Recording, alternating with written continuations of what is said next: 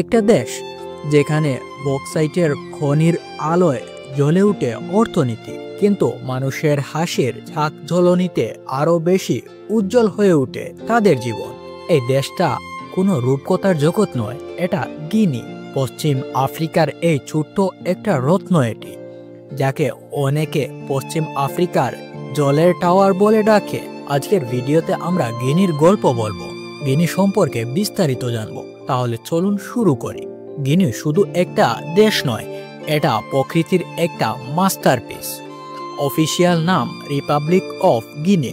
পশ্চিম আফ্রিকায় অবস্থিত এই দেশটা আটলান্টিক মহাসাগরের তীরে বসে আছে, যেন একটা সবুজ কার্পেটের মতো বয়ে আছে এই দেশটা। এর আয়তন প্রায় 2,45,000 বর্গ কিলোমিটার, বাংলাদেশের চেয়ে প্রায় দ্বিগুণ বড়।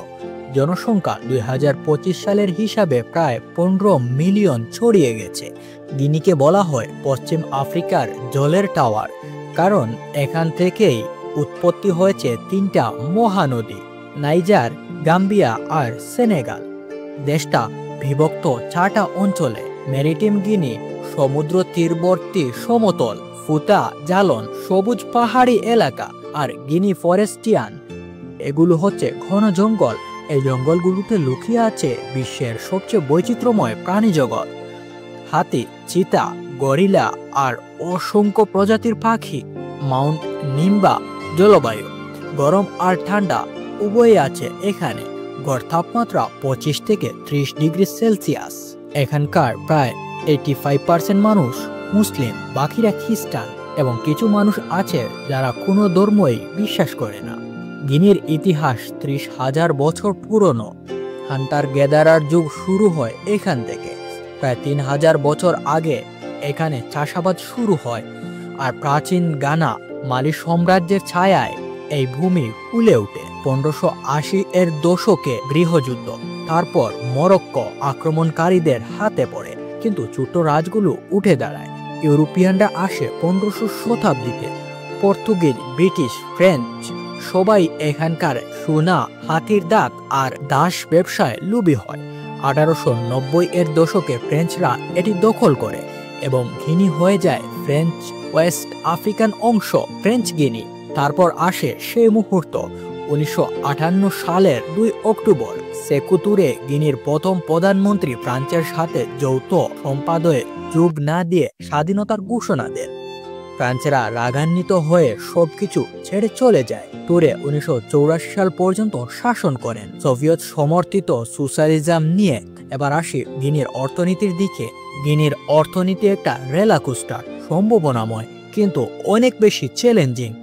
এটা আফ্রিকার সবচেয়ে ধনী দেশগুলোর একটা। খনিজ সম্পদের দিক থেকে গিনি বিশ্বের 3য় বৃহত্তম বক্সাইট উৎপাদক। এটা অ্যালুমিনিয়ামের মূল উপাদান, যা বিশ্বের ইন্ডাস্ট্রির হার।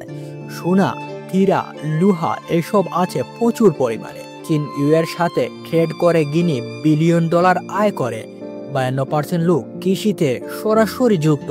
ধান, কফি, কেসাভা এগুলো প্রধান। গ্রামীণ এলাকায় 57% পরিবারের আয় আসে এখান থেকে। কিন্তু অনেক চ্যালেঞ্জও আছে: দরিদ্র, অবকাঠামোর অভাব, অর্থনৈতিক অস্থিরতা। তবুও ওয়ার্ল্ড বক্স বলেছে গিনির জিডিপি প্রায় 5 থেকে 6% করে বাড়বে প্রতি বছর। এবার আমরা গিনিতে ঘোরার জন্য কিছু সুন্দর সুন্দর জায়গা নিয়ে আলোচনা করব। প্রথমেই ইলদালস লুস দ্বীপপুঞ্জ, সাদা বালুর সমুদ্র তীর, পাম গাছের ছায়া, ক্রিস্টাল ক্লিয়ার ওয়াটার। এখানে যাওয়ার জন্য ফেরি নাই। রঙিন মাছের জগৎ দেখতে পাবে এখানে গেলে। সূর্যোদয় ও সূর্যাস্ত দেখার মজাই আলাদা এখান থেকে। এর পরের জায়গাটি ক্রোনাকি গ্র্যান্ড মসজিদ, সাব সাহারান আফ্রিকার সবচেয়ে বড় মসজিদ। 1982 সালে তৈরি করা হয় এটি। সাদা শার্বুলের মিনারে জ্বলে ওঠে আকাশ। ভিতরে যাওয়া যায় না, কিন্তু বাইরে দাঁড়িয়ে নামাজের সময় ভাইব ফিল করা যায়। এটা শুধু ধর্মীয় স্থান নয়, গিনির ইসলামিক হার্ট। এর পরের জায়গাটি হচ্ছে ওয়েলদালা মারিয়া। এটি একটা জলপ্রপাত, যেখানে জল পড়ে এমনভাবে যেন এটা একটা সাদা পর্দা ঝুলছে। পাহাড়ের ফুটো বেরিয়েছে এটা, আর চারপাশে সবুজ জঙ্গল। হাইকিং করে যাওয়া যায় এবং পিকনিক করার মজাই আলাদা। এখানে গেলে আপনি অনেক রোমাঞ্চকর অনুভূতি পাবেন। এর পরের জায়গাটি লেক ক্যাসকেড, আরেকটা ওয়াটারফল, কিন্তু এটা সুম্বানি নদীর ওপর।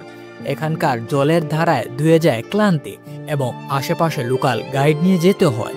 গরমের দিনে এখানে গোসল করার মজাই আলাদা। গিনির গল্প বলতে গিয়ে মনে হচ্ছে এটা শেষ হবে না, এটা মাত্র শুরু।